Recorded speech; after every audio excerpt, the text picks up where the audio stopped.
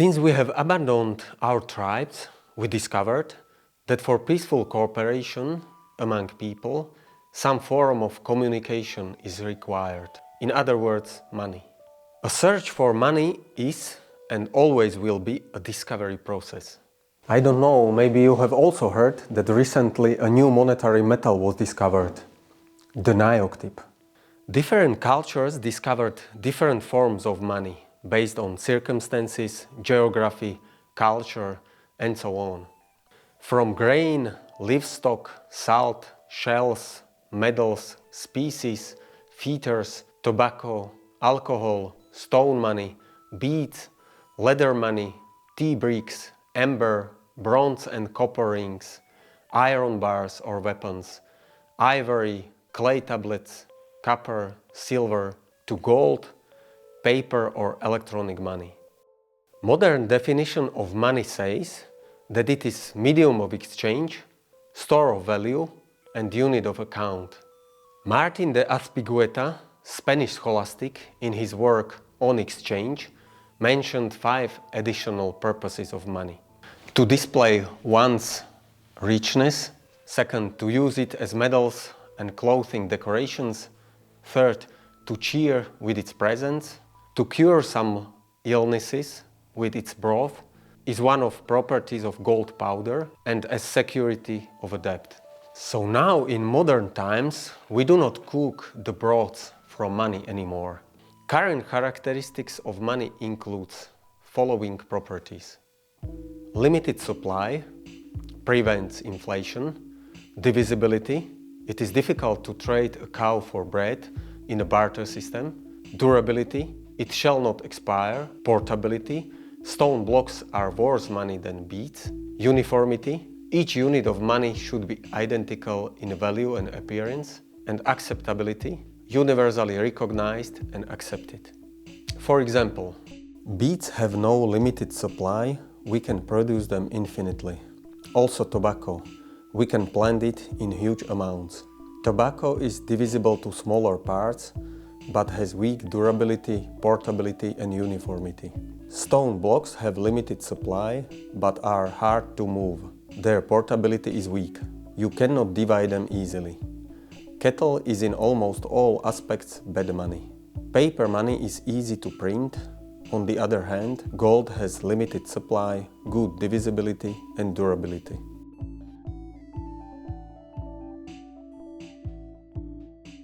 Some appropriate combination of these properties define what the money will be. Recent winner, worldwide accepted, is gold.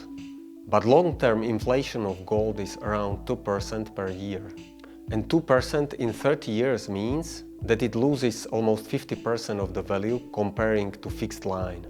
In preserved prayer from 16th century, Peter Canisius, Dutch Jesuit, prays to God to save us from, beside dangers, wars, diseases, also from price increase, Teuerung.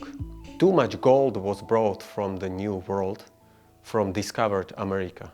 So much that price increase was settled in his prayer to the same level of disaster as wars and diseases. Is the gold the best money? Gold standard was abandoned due to irresponsible politics of the states and it was replaced by paper money. Moreover, governments stopped any further development in money. August Friedrich von Hayek, Nobel Prize laureate, says in 1984, "I don't believe that we shall ever have good money again before we take the things out of the government."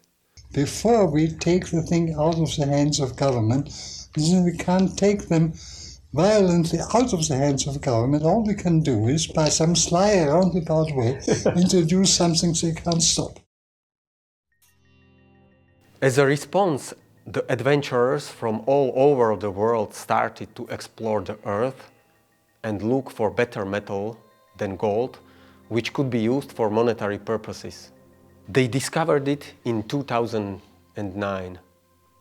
New monetary metal, the NIOCTIB. There are exactly 21 million kilograms of NIOCTIB in the only one known mine. The mine has special shape. it regularly gets thinner by half. After 32 halvings, we reach the liquid Earth's core and we cannot get deeper. This is the final end of no NIOCTIB. Number 4 means no miles nor kilometers, but years. Everybody can go to the mine and mine NIOCTIB. You just need a shovel. More shovels you take, more chance that you mine the metal. Every shift lasts 10 minutes. After 10 minutes, one of us takes exactly 3.125 kilos of NIOCTIB. Shifts are non-stop, 24/365. After the shift we stop and write down the winner of the shift, who takes actual mined metal. Beside it, we also write down all worldwide transactions with to-date mined NIOCTIB. We distribute the agreed results to 20,000 places that nobody can destroy it. NIOCTIB has unique properties. It is not reproducible, it cannot be detected by a metal detector, it is invisible to bandits or customs officers. They won't take it, no one knows you have it. It can be sent at the speed of light everywhere on Earth for small fee. The NIOCTIB mine can't be seized. Nobody knows where it is located. Maybe you have recognized that NIOCTIB is a backwards spelled Bitcoin. In similar way could Satoshi think when he invented the way of its distribution. Now the question is, how would you invent a new money? Is this way of distribution of money fair and just? Looking on distribution graph, where individuals owns almost 70%, governments 1.5%, companies 4%, seems fine. Imagine that governments would own 70% and individuals 1.5%. This would be much more suspicious. First complex theory of value of money goes back to 16th century, when Bernardo Davanzati, a gentleman of Florence, writes an essay on money, Lezione della monede, Discourse upon coins. His theory claims that we can take all valuable things and assign them corresponding amount of monetary metal. From this, the exchange ratios between commodity units and units of money can be deduced. Ludwig von Mises, in Theory of Money and Credit, 1912, considers such approach as silly and in that time in no way supported by facts.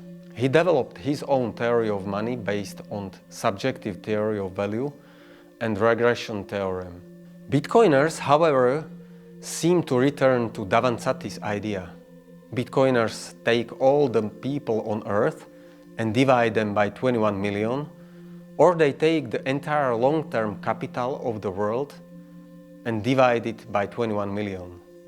It appears that by removing the additional costs of transferring and storing money, where Bitcoin far surpasses gold, the concept of a monetary theory, where we take all the value in the world and divide it by a fixed amount, intuitively comes to mind. If Davanzati was right, then the money is just an Excel sheet which civilization needs to keep unchanged and protected. Maybe it is similar to invention of 1 meter, a metric unit. It is very useful.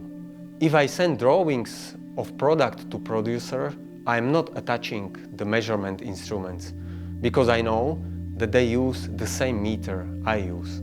It is analogy that other 20,000 cryptocurrency projects are meaningless, as the measurement instrument, Bitcoin, is already invented. Imagine global movement for changing 1 meter to, let's say, new meter, which is 1.5 times bigger than already used one. Would it succeed?